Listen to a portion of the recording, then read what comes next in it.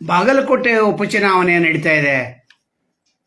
ಅಲ್ಲಿ ರಮೇಶ್ ಜಾರಕಿಹೊಳಿ ಎಂಟ್ರಿ ಆಗಿದ್ದಾರೆ. ಮಾಡಲಿ, ಬಿ ಜೆ ಪಿ ಪರವಾಗಿ ಮಾಡಬೇಕಾಗಿತ್ತು. ಆದರೆ ಇವರ ಟೀಮ್ ಕಾಂಗ್ರೆಸ್ ಪರ ಪ್ರಚಾರ ಮಾಡ್ತಾ ಇದೆ ಅಂತ ಹೇಳಲಾಗ್ತಾ ಇದೆ. ರಮೇಶ್ ಕತ್ತಿ ಅವರ ಭಾಷಣದಿಂದ ನಿನ್ನೆ ಗೋಕಾಕಕ್ಕೆ ಓಡಿ ಬಂದರು ಅಂತ ಒಂದು ಸುದ್ದಿ ಇದೆ. ರಮೇಶ್ ಕತ್ತಿ ಏನು ಮಾಡ್ತಾ ಇದ್ರು, ಮುಂದಿನ ಸಲ ಅವರಲ್ಲಿ ಹಣಕ್ಕೆ ಬಗ್ತಾರೋ ಅಥವಾ ದಬ್ಬಾಳಿಕೆ ಬಗ್ತಾರೋ ಅಥವಾ ಖಂಡಕ್ಕೆ ಬಗ್ತಾರೋ ಅಥವಾ ಹೊಲ ಮನಿ ಮಾಡಿಸ್ಕೊಂಡ್ರೆ ಬಗ್ತಾರೋ, ನಾಡಿ ಮಿಡಿತ ಅರಲಿಕ್ಕೆ ಅವ್ರು ಬಂದಿದ್ದಾರೆ. ಕಾಂಗ್ರೆಸ್ ಗೆದ್ರೇನೋ ಬಿಟ್ರೇನು, ಬಿ ಜೆ ಪಿ ಗೆದ್ರೇನೋ ಬಿಟ್ರೇನು ಸಂಬಂಧ ಇಲ್ಲ, ತಮ್ಮ ಪೀಳಿಗೆಯನ್ನು ಇಲ್ಲಿ ತಂದು ಬಿಡಲಿಕ್ಕೆ ಇವರು ಬಂದಿದ್ದಾರೆ ಅಂತ ಒಂದು ಆರೋಪ. ಆ ಆರೋಪ ಮಾಡಿದ ತಕ್ಷಣ ಅಲ್ಲಿ ಅಮ್ಮಿನಗಡದಲ್ಲಿ ಏನು ಪ್ರಚಾರಕ್ಕೆ ಹೋಗಿದ್ರಲ್ಲ ಬಿ ಜೆ ಪಿ ಅವರು ಕಾಂಗ್ರೆಸ್ ಪರವಾಗಿ, ಭಾಳ ಆಶ್ಚರ್ಯ ಇದು. ಭೀಮನಗೌಡ ಪೊಲೀಸ್ ಪಾಟೀಲ, ಎತ್ತಿನ ಮನೆ ಅಂದರೆ ಇವರು ರಮೇಶ್ ಜಾರಕಿಹೊಳಿ ಪಿ ಎಗಳು ಎಲ್ಲರಿಗೂ ಗೊತ್ತಿದೆ.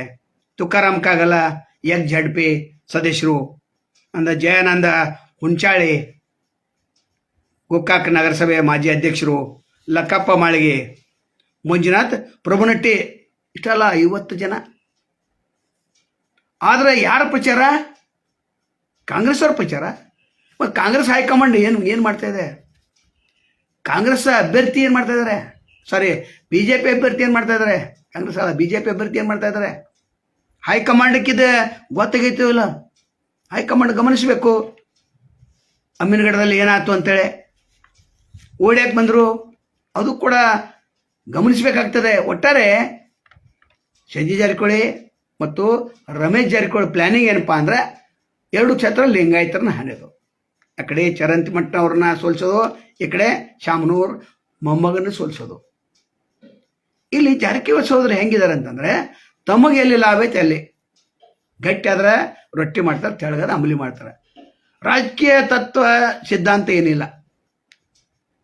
ನಾವೆಲ್ಲ ನೋಡಿದಿರಿ, ರಾಯಭಾಗದಲ್ಲಿ ಶಂಭು ಕಲ್ಲೋಡ್ಕರ್ಗೆ ಟಿಕೆಟ್ ಸಿಕ್ಕಿತ್ತು, ಅದನ್ನು ತಪ್ಪಿಸಾರು. ಸಂಜಯ್ ಜಾರಕಿಹೊಳಿ ಯಾಕೆ ತಪ್ಪಿಸಿರು? ಇನ್ನೊಬ್ಬ ಲೀಡರ್ ಬೆಳಿಬಾರ್ದು, ದಲಿತ ಲೀಡರ್ ಬೆಳಿಬಾರ್ದು ಅಂತ ಇದ ಉದ್ದೇಶ ಇತ್ತು. ಯಾಕೆ ಸೋನಿಯಾ ಗಾಂಧಿ ಹೇಳಿದರು, ರಾಹುಲ್ ಗಾಂಧಿ ಹೇಳಿದರು, ಖರ್ಗೆ ಅವರು ಹೇಳಿದರು, ನಂತರ ವೇಣುಗೋಪಾಲ್ ಹೇಳಿದರು, ಸುರ್ಜೇವಾಲಾ ಹೇಳಿದರು ಶಂಭು ಕಲ್ಲೋಡ್ಕರ್ ಕೊಡು ಅಂತೇಳಿ. ಶಂಭು ಕಲ್ಲೋಡ್ಕರ್ ಅಲ್ಲಿ ರಾಜೀನಾಮೆ ಕೊಟ್ಟು ಬಂದರು.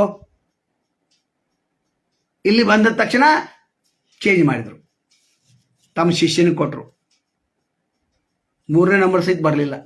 ಅಂದರೆ ಇಲ್ಲಿ ಇವರಿಗೆ ಪಕ್ಷ ಮಹತ್ವ ಅಲ್ಲ, ಸಂಜಯ್ ಜಾರಕಿಹೊಳಿ ಪಕ್ಷ ಮಹತ್ವ ಅಲ್ಲ, ಮತ್ತು ರಮೇಶ್ ಜಾರಕಿಹೊಳಿ ಪಕ್ಷ ಮಹತ್ವ ಅಲ್ಲ. ನಮ್ಮದು ಎಲ್ಲಿ ಖಾಲಿಗೆ ಆಗ್ತೈತಿ, ನಮ್ಮದು ಎಲ್ಲಿ ಮುಂದಿನ ಸಲ ನಮಗೆ ಲಾಭ ಆಗ್ತೈತಿ ಅಂತ ಬಂದಿರ್ತಾರೆ. ಪಕ್ಷ ಇಲ್ಲಿ ಗೌನ.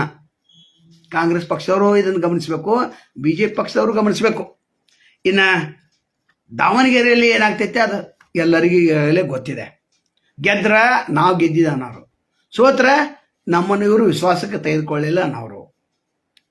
DCC ಬ್ಯಾಂಕ್ ಚುನಾವಣೆಯಲ್ಲಿ ಗೊತ್ತಿತ್ತಲ್ಲ, ಲಿಂಗಾಯತರ ಹೆಗಲ ಮೇಲಿಟ್ಟು ಬಂದು ಕೊಡೋದು. ನಾವು ಮೊದಲೇ ಹೇಳಿದ್ದು ಜಾರಕಿಹೊಳಿ ಸಹೋದರನ ದೂರ ಇಡ್ರಿ ಅಂತ ಹೇಳಿದ್ವು ನಾವು. ಇಲ್ಲ ಅವ್ರ ಬುಡಕನ ನೀರು ಯಾಕೆ ಪ್ರೇರಣೆ ಮಾಡಿದರು? ಅಲ್ಲ, ನೀವು ಹೆಂಗಲ್ಲ ಲಿಂಗಾಯತ್ ಲೀಡ್ರ್, ನೀವು ನಿಮ್ಮ ಭಾಗದಲ್ಲಿ ನೀವು ಪ್ರಭಾವ ಇದ್ದೀರಿ, ಹೌದು ಯಾಕೆ ಸಾಹಿತ್ಯ ತೆಗೆದುಕೊಳ್ತಾ ಇದ್ದೀರಿ? ಪ್ರಭಾಕರ್ ಕೋರೆ ಅವರು ಮುಖಂಡತ್ವ ವಹಿಸ್ಬೇಕು, ನಂತರ ಗೌಟಿ ಮಠ ಅವರು ಮುಖಂಡತ್ವ ವಹಿಸ್ಬೇಕಂತ ಹೇಳಿದ್ದು. ಆ ಕಡೆ ಜೋಡೆತ್ತುಗಳನ್ನು ಬಿಟ್ಟುಬಿಟ್ರು, ಲಕ್ಷ್ಮಣ್ ಸವದಿ ಮತ್ತು ರಾಜೀವ್ ಕಾಗೆ ಅವ್ರನ್ನ. ಈಗ ಜೋಡೆತ್ತು ಹೊಡೆದ್ರು, ಉಪಾಧ್ಯಕ್ಷ ಅಂತ ತೊಗೊಂಡ್ರಿ ಇಲ್ಲಿ ರಾಜೀವ್ ಕಾಗೆ ಅವ್ರನ್ನ. ಅಂದರೆ ತಮ್ಗೆ ಯಾರು ವಿರೋಧಿ ಇದ್ದಾರೆ ಅವ್ರನ್ನ ದೂರ ಇಡೋದು, ಮತ್ತು ಅವ್ರ ಬೆಂಬಲಕ್ಕಿದ್ದವ್ರನ್ನ ಸ್ವಲ್ಪ ದೂರ ಅಂತರ ಕಾಯ್ಕೊ ಅಂತ ಹೇಳೋದು ಇಂಡೈರೆಕ್ಟಾಗಿ. ಈಗ ಅಮ್ಮಿನಗಡ ಪರಿಸ್ಥಿತಿ ಏನಾಯ್ತು? ಭಾಷಣ ಮಾಡಿದ ನಂತರ ಓಡ್ಯಾಕೆ ಬಂದರು ಅಂದ್ರೆ ಪಕ್ಷಕ್ಕೆ ಗೊತ್ತಾಯ್ತು, ಬಿ ಜೆ ಪಿ ಪಕ್ಷಕ್ಕೆ ಹೈಕಮಾಂಡ್ ಗೊತ್ತಾಗಿರಬೇಕು. ಅಥವಾ ಇನ್ನೆಲ್ಲಾದರೂ ನಾವು ಕಾಂಗ್ರೆಸ್ ಪ್ರಚಾರ ಮಾಡ್ತೇವೆ ಅಂತ ಅವ್ರಿಗೇನಾದ್ರು ಗೊತ್ತಾದ ಹೈಕಮಾಂಡ್ ನಮ್ಮನ್ನು ಯಾವ ರೀತಿ ಪರಿಗಣಿಸಬಹುದು? ಇದೆಲ್ಲ ಯಾರಿಂದ ಸಾಧ್ಯ ಇದೆ? ಜಾರಕಿಹೊಳಿ ಸಹೋದರನ ಸಾಧ್ಯ ಇದೆ.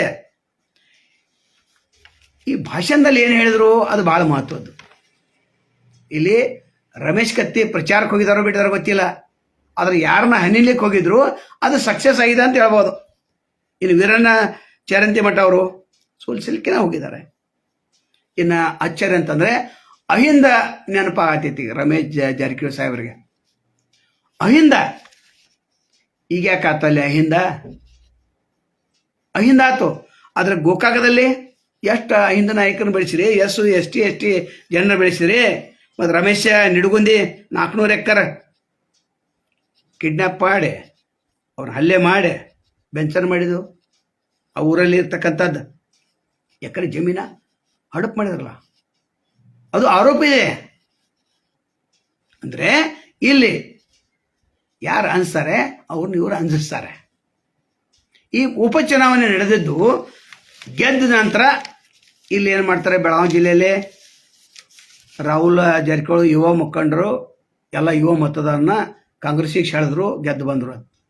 ಇನ್ನೊಂದು ಟೀಮ್ ಏನು ಹೇಳ್ತೈತೆ, ಪತ್ರಿಕೆ ಟೀಮ, TV ಟೀಮ, ಇಲ್ಲ ಸಜ್ಜಿ ಜಾರಕಿಹೊಳಿ ಮುಖಂಡತ್ತು ಇತ್ತಂದ್ರನ ಅಲ್ಲಿ ಆಚೆ ಬಂದು 2 ಸೀಟ್. ಹಿಂಗಿದು ಅಂದ್ರೆ ಇಲ್ಲಿ ಏನು ಇಲ್ಲ ಗೆಲ್ಲೋರು ಗೆಲ್ಲತ್ತಾರೆ, ಹಂಚ್ತಾರೆ. ನಮ್ಮ ಪಕ್ಷ ಎಲ್ಲರೂ ಮತ್ತೆ ಸಜ್ಜಿ ಜಾರಕಿಹೊಳಿ ಹತ್ರ ಎಲ್ಲ ನಾಯಕರು ಏನು ಕರೆದಿದ್ದಾರೆ, ನಾವು ಹೋಗ್ಬೇಕಾಗ್ತದೆ, ಪಕ್ಷ ಏನು ಸೋಲಿಸ್ಲಿಕ್ಕೆ ಬಂದೇವೆ, ನಾವು ಪ್ರಚಾರ ಮಾಡೋರು, ನಮ್ಮ ತಾಕತ್ ನಾವು ಬೆಳೆಸೋರು. ಒಂದು ಕಡೆ ಇನ್ನೊಮ್ಮೆ ಕಾರ್ಯಕರ್ತರು MLA ಆಗಲ್ಲ ಅಂತ ಹೇಳ್ತಾರೆ. ಕುಟುಂಬ ರಾಜಕಾರಣ ಪರವಾಗಿ ಇವರು ಮಾತಾಡ್ತಾರೆ, ಸಾರ್ವಜನಿಕರು ಕುಟುಂಬ ರಾಜಕಾರಣ ತಿರಸ್ಕಾರ ಅಂತ ಮಾತಾಡ್ತಾರೆ. ಇವ್ರಿಗೆ ಹೆಂಗೆ ಬೇಕು, ಅನುಕೂಲ ಬೇಕಂಗೆ ಹಂಗೆ DCC ಬ್ಯಾಂಕ್ದಲ್ಲಿ ಕೂಡ ತಮಗೆಲ್ಲ ನೋಡಿದಿರಿ. ಅದಕ್ಕಿಂತ ಮೊದಲ ಹೀರಾ ಸಕ್ಕರೆ ಕಾರ್ಖಾನೆ ಅಲ್ಲಿ ಅನಸಬ್ ಜೊಲ್ಲೆ ಅವರು ತೆಗೆದುಕೊಂಡ್ರು, ಈಗ ಹೊರಗೆ ಬಿದ್ದರೆ ಅನಾಥಾಗಿದೆ. ಅನಾಥ ಮಾಡಿದವರು ಯಾರು, ಯಾಕೆ ಮಾಡಿದ್ರು ತಮಗೆಲ್ಲ ಗೊತ್ತಿದೆ ವಿಷಯ. ಒಟ್ಟಾರೆ ಅಮ್ಮಿನಗಡದ ಏನು ಪ್ರಚಾರಕ್ಕೆ ಹೋಗಿದ್ರು BJP ಮುಖಂಡರು, ಇವರು ಕಾಂಗ್ರೆಸ್ ಪ್ರಚಾರಕ್ಕೆ ಯಾಕೆ ಮಾಡಿದ್ರು ಅಂತ ಇದು ಪ್ರಶ್ನೆ. ಅವ್ರೇನು ಹೇಳ್ಬೋದು, ಇಲ್ಲ ನಾವು BJP ಪ್ರಚಾರಕ್ಕೆ ಹೋಗಿದ್ದೋ ಅಂತ ಹೇಳ್ಬೋದು. ಉದಾಹರಣೆ ತೋರಿಸಲಿ, ಉದಾಹರಣೆ ಇಲ್ಲ. ಒಟ್ಟಾರೆ ಈ ವಿಡಿಯೋದ ಮುಖ್ಯ ಉದ್ದೇಶ ಏನಪ್ಪಾ ಅಂತಂದ್ರೆ, ಇಲ್ಲಿ BJP ಕಾರ್ಯಕರ್ತರು ಅಥವಾ ಮುಖಂಡರು ರಮೇಶ್ ಜಾರಕಿಹೊಳಿ ನೇತೃತ್ವದಲ್ಲಿ ಅಮ್ಮಿನಗಡಕ್ಕೆ ಯಾಕೆ ಹೋದ್ರು, ಬಾಗಲಕೋಟೆ ಕ್ಷೇತ್ರಕ್ಕೆ ಕಾಂಗ್ರೆಸ್ ಪ್ರಚಾರ ಯಾಕೆ ಮಾಡಿರ ಅಂತ ಇದೇ ಚರ್ಚೆ ವಿಷಯ ಆಗಿದೆ. ನೋಡೋಣ ಹೈಕಮಾಂಡ್ ಯಾವ ರೀತಿ ಪರಿಗಣಿಸಿತು, BJP ನಾಯಕರು ಯಾವ ರೀತಿ ಪರಿಗಣಿಸ್ತಾರೋ ಕಾದ್ ನೋಡೋಣ. ನಮಸ್ಕಾರ.